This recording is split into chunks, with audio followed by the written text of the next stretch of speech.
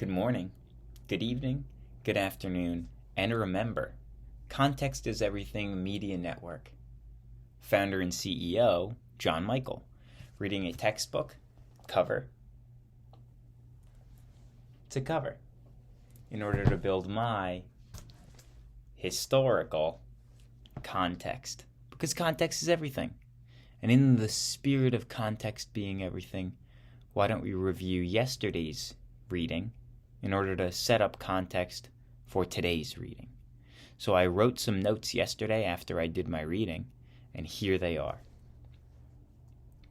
Chapter 11.4 yesterday.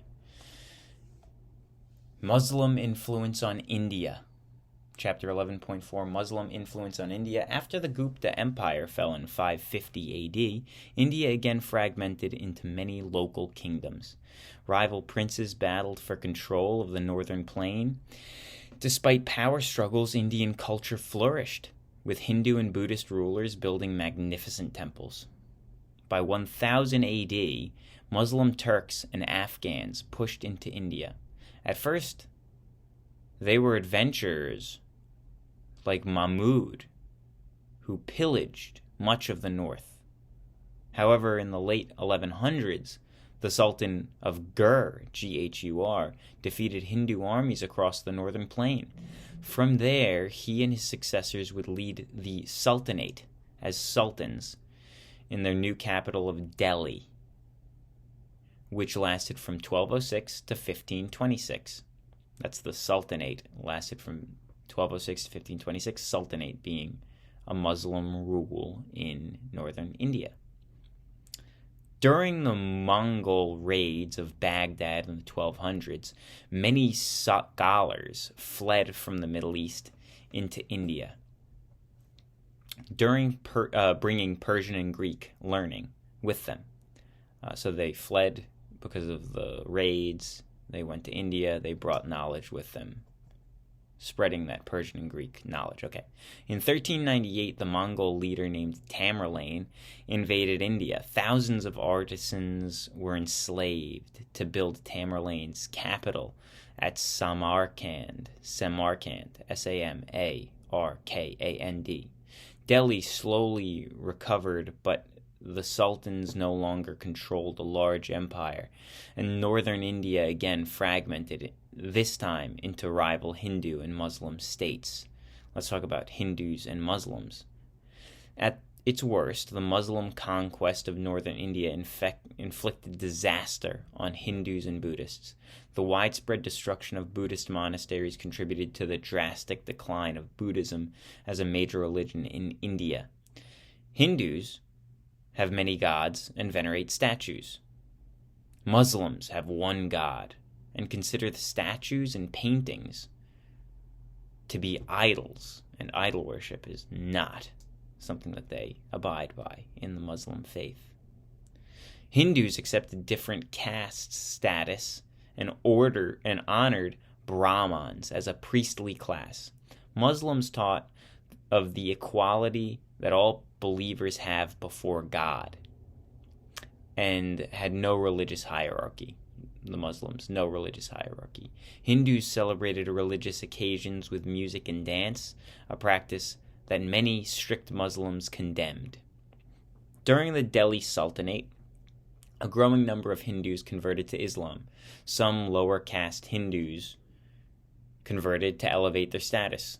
Some converted because they truly aligned with the Muslim beliefs, and some because they held government office in a Muslim regime, so they had to convert to Islam from Hinduism because they held a powerful office. An Indian holy man, Nanak, sought to blend Islamic and Hindu beliefs. He preached the unity of God, the brotherhood of man, and the rejection of the caste, and the futility of idol worship. His teachings led to the rise of a new religion, Sikhism. In northern India, they would later organize an army and clash with powerful Indian rulers. On the subject of powerful Indian rulers, the Mughal dynasty, Mughal India. In 1526, Turkish and Mongol invaders again poured through the mountain passes in India. At their head rode Babur, who claimed to be a descendant of Genghis Khan and Tamerlane himself. In no time, Babur swept away the remnants of the Delhi Sultanate and set up the Mughal dynasty, which ruled from 1526 to 1857. Babur and his heirs conquered an empire that stretched from the Himalayas to the Deccan Plateau. And as a little context thing, let's think about this Mughal dynasty. This Mughal dynasty lasted from 1526 to 1857, 1526 to 1626, to 1726, to 1826, plus, what's that, 26 more years to make it 57. So 326 years existence of the Mughal dynasty. I've never heard of it. But 326 years is a long time. The United States is pushing 250 years old. And just as a brief statement of fact, we should consider ourselves to be an aspirational country, continuing to be an aspirational country to continue to succeed. But that doesn't seem to be happening. Meaning, like, I'm not even working. So who am I to talk? I don't have a job. It's kind of awkward. Who am I to talk? I'm contributing to the downfall of the United States. The GDP. The FDIC. Okay. So the chief builder of the Mughal Empire was Babur's grandson, Akbar. During his long reign from 1556 to 1605, he created a strong central government, earning the title Akbar the Great. He opened government jobs to Hindus of all castes and treated Hindu princes as his partners in ruling the vast empire. He ended the tax on non-Muslims and himself married a Hindu princess. He modernized the army, encouraged international trade, standardized weights and measures, and introduced land reforms. That's Akbar the Great. What about Akbar's son? Akbar's son, Jahangir, Jahangir, was a weaker leader than his father and left most details of government in the hands of his wife, Nur Jahan. She was an able leader and the most powerful woman in Indian history until the 20th century. Akbar the Great's grandson, Shah Jahan, was very distraught when his wife, Mumtaz Mahal, died at the age of 39. He then had a stunning tomb built for her, the Taj Mahal. It was designed in Persian style with spectacular white domes and graceful minarets mirrored in clear blue reflecting pools. Verses from the Quran adorned its walls. Shah Jahan planned on building a twin tomb for himself, but his throne was usurped in 1658 by his son, Aurangzeb, Aurangzeb, who imprisoned his father until Jahan's death. Aurangzeb rejected Akbar's tolerant policies and resumed persecution of Hindus. Economic hardships increased under heavy taxes, and discontent sparked revolts against Mughal rule. They would still last for 200 more years, so for whatever that's worth. The Ottoman and Safavid empires. Now we're on to the book, where I'm going to read the entire section now. Section 5, Chapter 11. The Ottoman and Safavid empires. Here we are. Setting the scene. While Mughals ruled India, Two other dynasties, the Ottomans and the Safavids, dominated the Middle East and parts of Eastern Europe. All three empires owed much of their success to new weapons.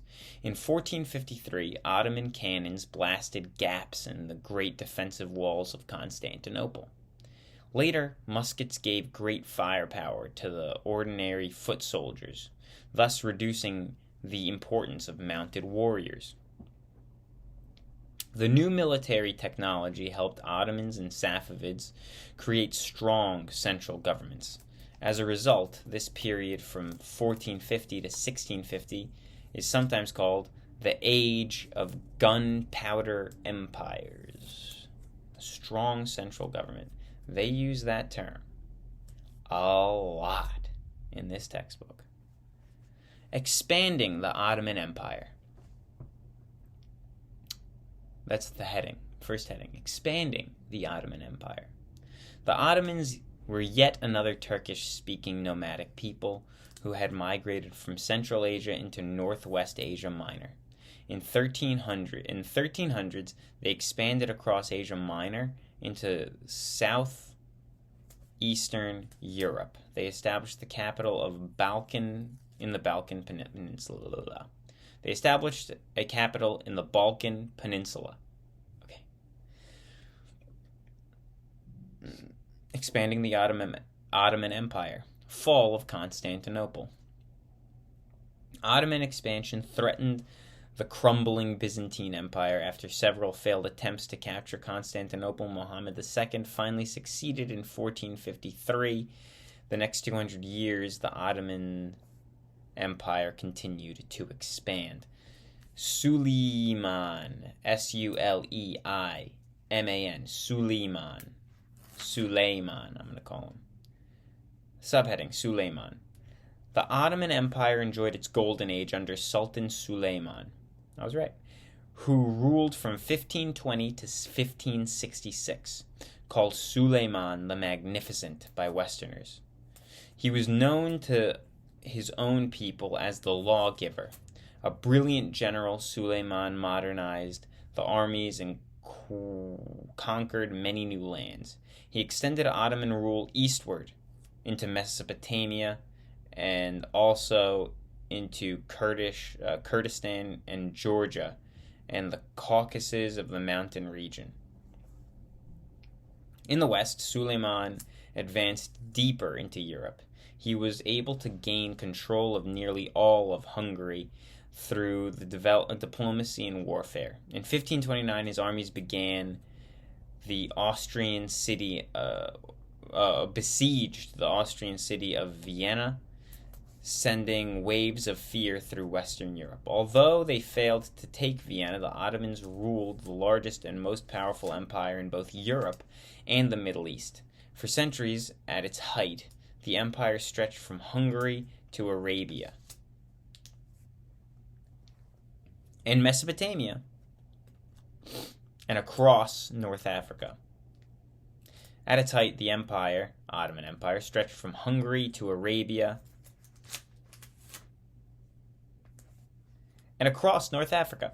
Suleiman felt justified in claiming to be the rightful heir to the Abbasids, the caliphs of all Muslims. The caliph of all Muslims. To the title of emperor, he added the symbolic name of protector and of the sacred place, Mecca and Medina. Ottoman culture, new heading. Ottoman culture. Suleiman was a wise and capable ruler. He strengthened the government and rapidly growing empire and improved its systems of justice. As Sultan, Suleiman had absolute power, but ruled with the help of a grand vizier and a council. Huge bureaucracy supervised the business of government, and the powerful military kept the pace. What? A huge bureaucracy supervised the business of government, and the powerful military kept the peace. As in other Muslim states, Ottoman law was based on Sharia, supplemented by royal edicts government officials worked closely with religious scholars to interpret the laws. Or social organization.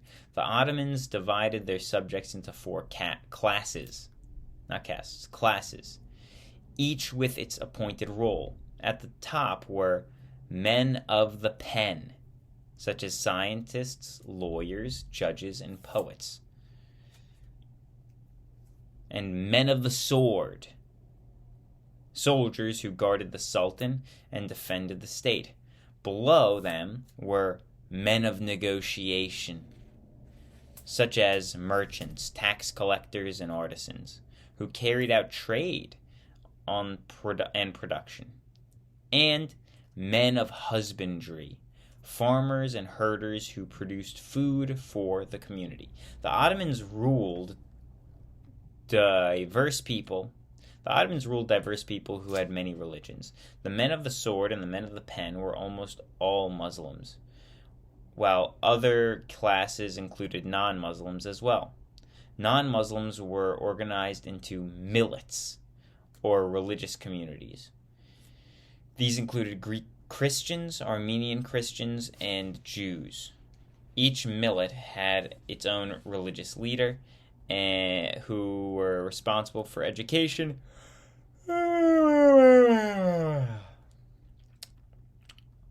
Each millet had its own religious leader who was responsible for education and some legal matters. Janissaries. Janissaries. Janissaries. Like earlier Muslim emperors, the Ottomans recruited officers for the army and government from among the huge population of conquered peoples in the empire. The Ottomans levied a tax on Christian families in the Balkans, requiring them to turn over their young sons to the government. The boys were converted to Islam and put into rigorous military training. Weird.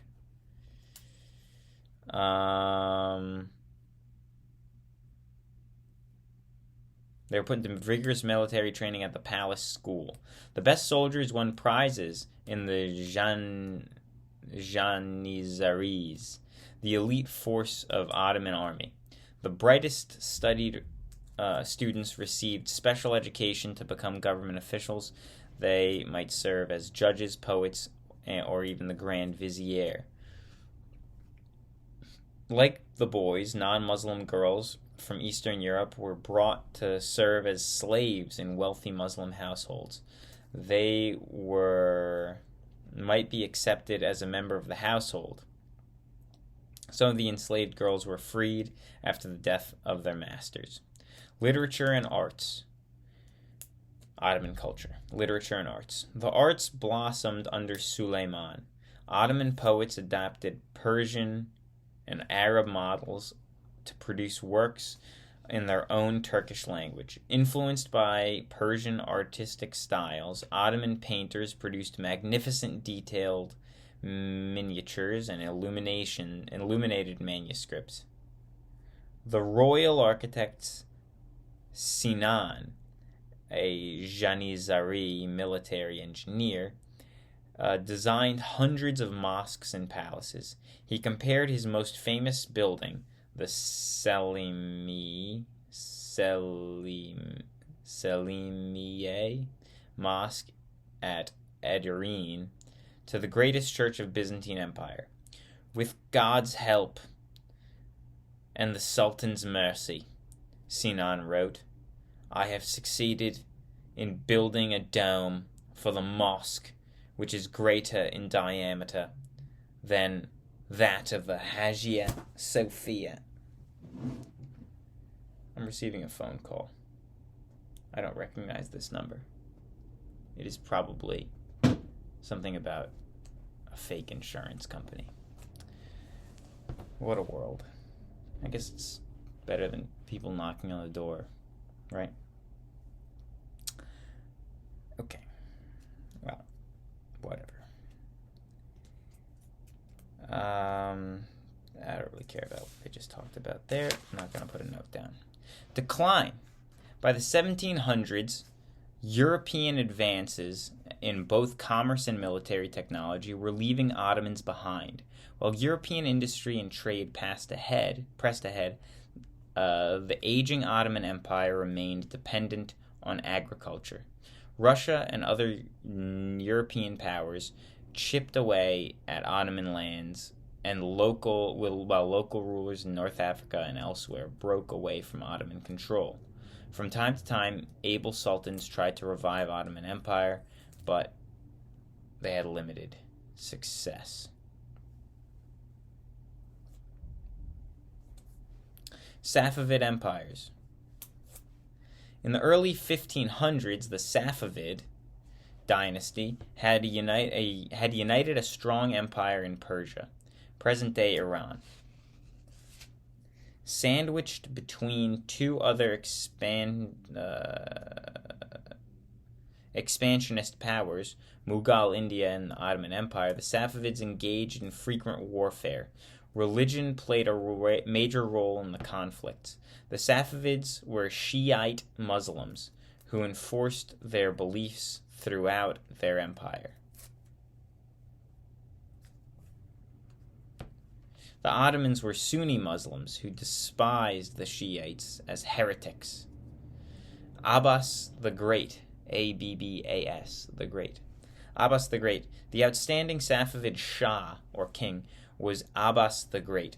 Shah Abbas revived the glory of ancient Persia. From 1588 to 1629, he centralized the government and created powerful military force modeled on the Ottoman Janissaries. Abbas used a mixture of force and diplomacy against the Ottomans. He also sought alliance with European states that had reason to fear Ottoman power. To strengthen the economy, Abbas reduced taxes on farmers and herders and encouraged the growth of industry. While earlier Safavids had imposed their faith on the empire, Abbas tolerated non-Muslims and valued their economic contributions. He built a magnificent new capital at Isfahan, a center in the international silk trade. Because the trade was controlled by Armenians, Abbas had thousands of Armenians brought to Isfahan. Even though they were Christians, he had settlements built for them just outside of the capital, where they could govern themselves. Under Abbas, Isfahan flourished as a center of Persian culture. The Shah welcomed artists, poets, and scholars to the court. Palace workshops produced magnificent porcelain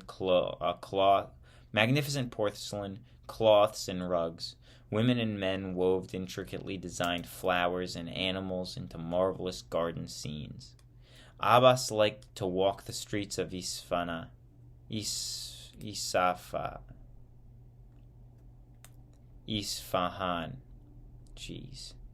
in disguise, mingling with the crowd in bazaars. Amid the cries of street vendors and swarms of traders in costumes, he asked people about their problems. If he heard stories of corruption, he punished the guilty.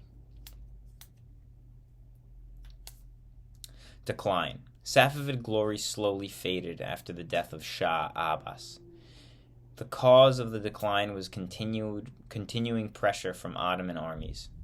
Another factor was that conservative Shiite scholars challenged the authority of the Shah by stressing their own authority to interpret the law. They also encouraged persecution of religious minorities. In the end, Sunni Afghans rebelled. They defeated imperial armies, captured Isfahan, and forced the last Safavid ruler to abdicate in 1722. In the late 1700s, a new dynasty,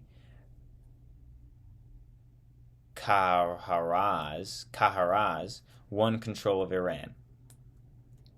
They made Tehran their capital and ruled until 1925. Still, the Safavids left a huge lasting legacy. They planted Shiite traditions firmly in Iran and gave Persians a strong sense of their own identity. Looking ahead, thank you for joining me. This is the last two paragraphs. By 1500, Islam had become a dominant faith across large parts of the world, from West Africa to Southeast Asia. An extraordinary diversity of people, Arabs, Berbers, Turks, Persians, Slavs, Mongols, Indians, and many others, answered the muezzin's call to prayer each day. This vast world was not politically united, but the Quran and Sharia and a network of cultural and economic ties linked Muslims across the Dar al-Islam. 3 large states dominated the Muslim world in the 1500s: Ottomans, Safavids, and Mughals, where reaching their peak of power. God in heaven. 3 large states dominated the Muslim world in the 1500s. The Ottomans, the Safavids, and the Mughals were reaching their peak of power. At that same time, however, the nations of Europe were undergoing a period of dynamic growth. Several of these nations would soon challenge Muslim power. All right. Thank you. Have a good day. What a beautiful reading this was. Really exciting.